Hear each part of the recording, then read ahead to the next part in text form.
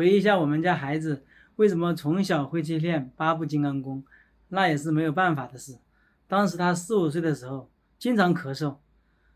怎么叫经常咳嗽？基本上就是说一年到头就不怎么说完全停止过。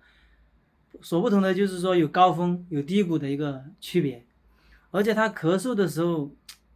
高峰期来了就很难好，就不吃中药，就是说好像下一点火或者怎么样的，怎么样一样的，就好像好不了。然后我记得当时大概5岁左右，4岁多5岁左右，最严重的一次就是咳啊，一直咳一直咳，大概前后有20多天到1个月，中途有几天高峰期，大概3、4天，咳的这个晚上整晚咳，整晚咳，就是一直你没法睡觉，你刚躺下就一直咳，刚躺下就一直咳，晚上都睡不了，就整晚咳整晚咳。后来就没办法，当时就用了一些中药，慢慢的才好了一些啊。但是说实话，中药也没有很强的效果，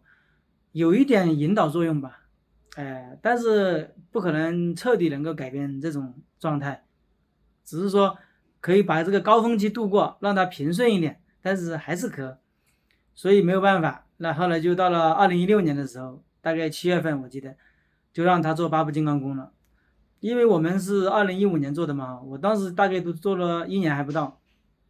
然后他做的话，我们就让他做一套，当时一套每个动作8遍。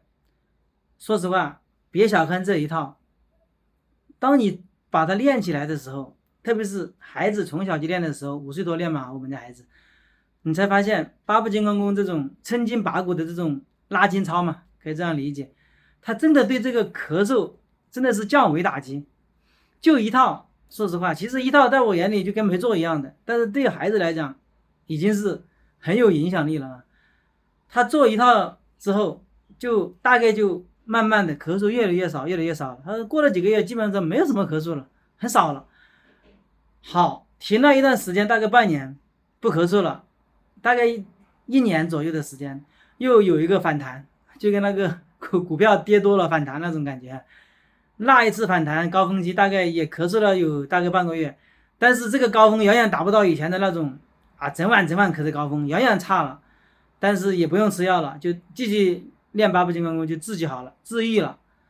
好，从这时以后，他没有咳嗽了。什么叫没有咳嗽了？就是大概从他练八部金刚功1年之后，一直到现在的2025年，大概有7、8年的时间，咳嗽在他的世界里就消失了，真的就消失了。好像他以前咳得很严重这件事，现在回想起来就跟做梦一样的。他曾经咳过吗？好像就跟做梦一样的，没有了，后来再也没有了。就这样子，我们家孩子就是通过八部金刚功，也没有花1分钱，就把这个咳嗽完全好了。